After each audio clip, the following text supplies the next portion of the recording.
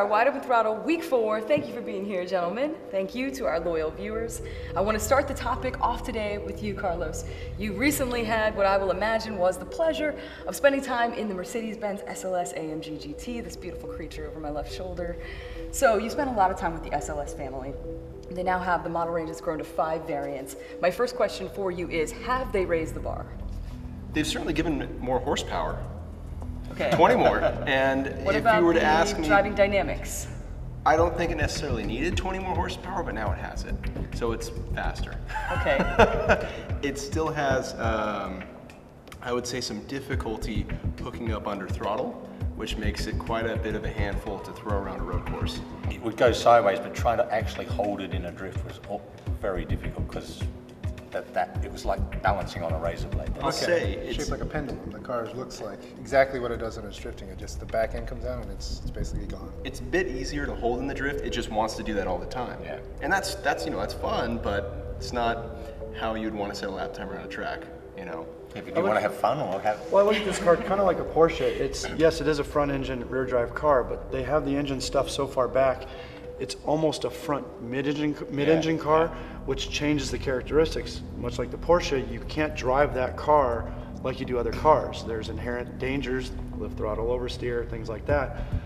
I think once you get comfortable with this car, much like once you get comfortable in a Porsche, you can really drive it hard. But getting to that comfort level is very difficult, and not your average person that hops in the car is not going to be up to that task. You know, fun car to drive, but it's constant work. Yeah, you're working a lot. But cars, when you're sitting with it's almost like the rear axles that you hit. Yeah. And so when the thing does start to move, your sense of what's going on is slightly different. Mm-hmm. So they're always a little more difficult to drive. I've always found cars like that, when they do start to go, that you've got to be right on top of them. But then, you know, different sort of classic car, the Boxster, which is, you know, definitely mid-engine, has a weight. You can hang that thing out all day and really manage that in a way you can't with this, whether that's due to the power, the size, the weight, who knows. But that car is a lot more controllable and easier to handle than this thing is. When in a Boxster, when you get it sideways, you feel like you're a hero. You're like, man, I'm just doing sideways. Then on video or photo, you're actually out like this much. Yeah, it's true. It's true. This thing, when it's sideways, like you are. It hangs everything out. To the side. Well, I believe, Carlos, you had a great video last time you did ignition on an SLS. I believe an American flag hanging out the window. You should see all the times that went wrong. Hey, all that matters is what we saw that went right, looked beautiful. So. Some of the viewers and readers have been asking, is this Germany's take on a muscle car? My first reaction to that is, well, a muscle car is supposed to offer some aspect of affordability, and so therefore, no. You know, philosophically, I guess you can make the argument in that it's really big, dumb, and fast in that sense. And yeah, a muscle car tends to be that. I mean, it is extraordinarily fast. It makes a wonderful noise, absolutely wonderful noise. But hang on. Mercedes-Benz has been doing these sorts of cars for 100 years. I mean, you go back to, say, 1928 SSK, right? 7.1 litre supercharged straight 6 engine. The car would do 120 miles an hour. It was the fastest car you could buy back then. Was it really good around corners? Not particularly, but hell, it was quick between them.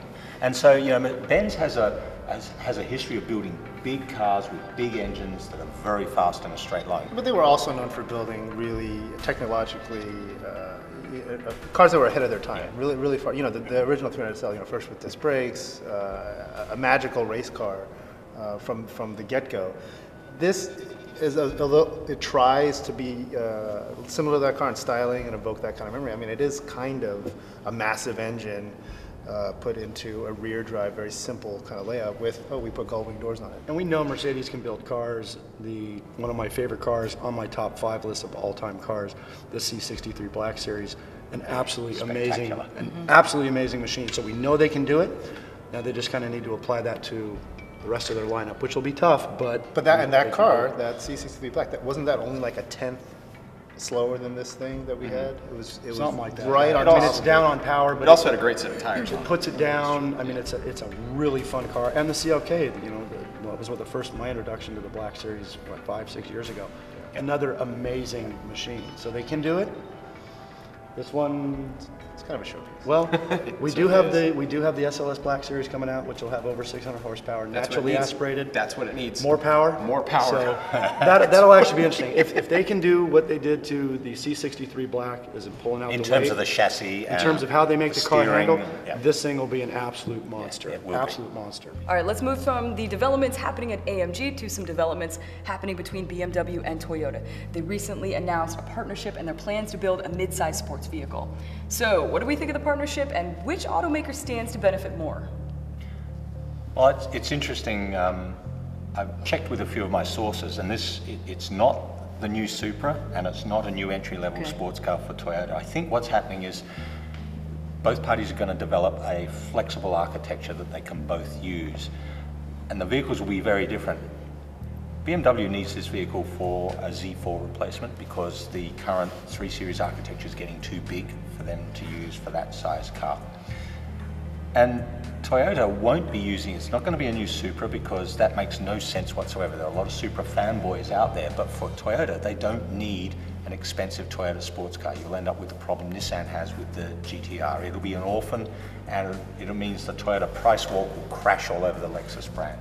It won't be an entry-level car because they've already got that with the FRS or the GT86. So I'm hearing it's going to be for a Lexus. It's going to be a Lexus sports coupe of some kind that will be using this architecture. And if you think about it, that's logical for Lexus. They need a car that will do the sorts of things that a Z4 or an SLK will do to fit in the marketplace to be a global luxury player. The other interesting part about this, of course, is what's going to happen with the 1 Series. Now, we know the 1 Series is going to front-wheel drive, but there is going to be what we know as the 1 Series at the moment, the little coupe, the rear drive car. They're going to continue that, and it'll become the 2 Series, because that's what they're doing. Coupes, even numbers, sedans, odd numbers.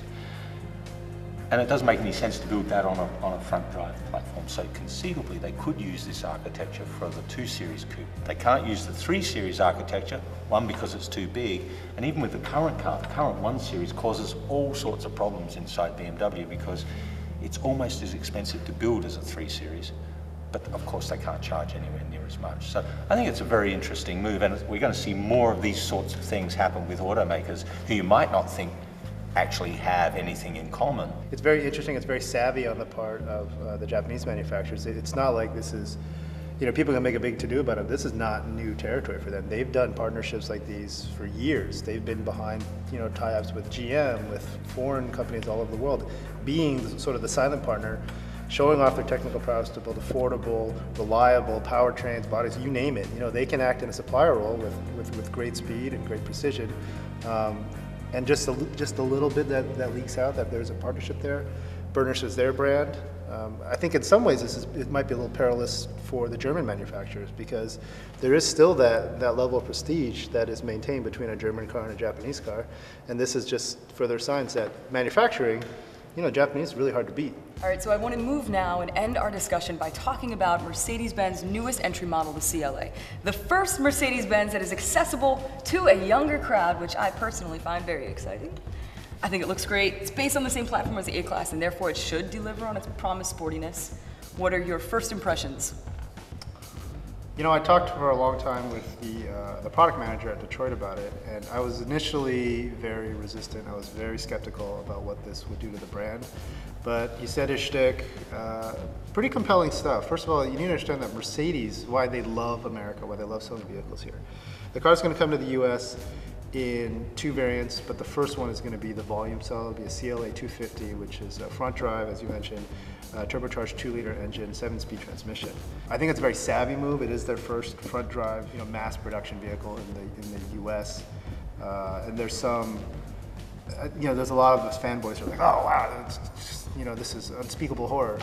But per their research, drivers can't tell the difference. So a lot of people get into a well-designed front drive car, and the guy on the street doesn't know the difference. So it's a very smart play, especially at the price point, which comes under $30,000. You can get one out the door for like $29,500 apparently with a couple of options. Yeah, with front drive, people forget that Mercedes has been selling front drive cars in Europe for well over a decade now with A-Class and B-Class models. So it's not unusual, and so they're well developed and well sorted. So You know, it might be a bit of a surprise for America, but really this is nothing that they haven't done before. What was important for America and what the CLA represents is it's a four-door sedan type body style. I know they call it a four-door coupe, but it's basically a sedan with a curvy roof.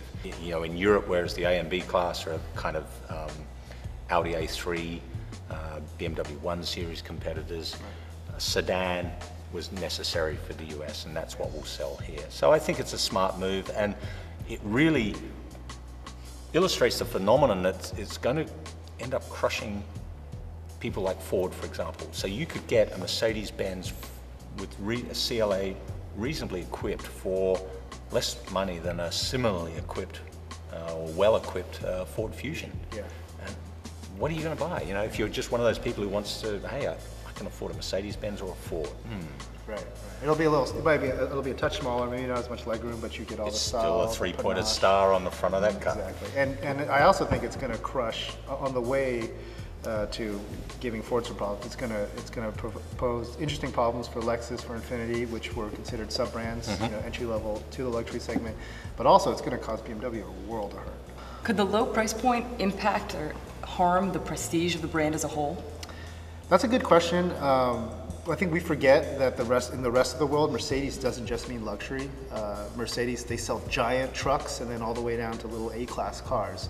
So that is, you know, if I was Mercedes-Benz product planner in the marketing department, I would be concerned that have we gone, you know, too cheap? Are we, you know, prostituting the brand by bringing it into such a you know, a low cost?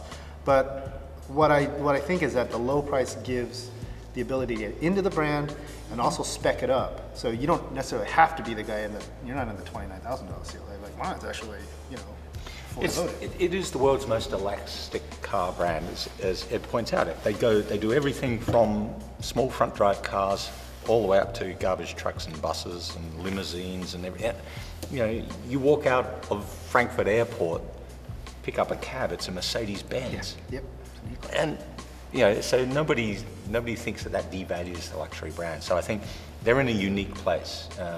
They can do this, they can get away with it because people are buying into what that three-pointed star means, which is a more generic, you know, people have grown up with it. It stands for engineering excellence. That's what the brand, people believe in that brand. So if you're on a Mercedes-Benz bus, it's generally the best bus in the class, or a Mercedes-Benz semi. You know, it stands for something other than just luxury and more than luxury.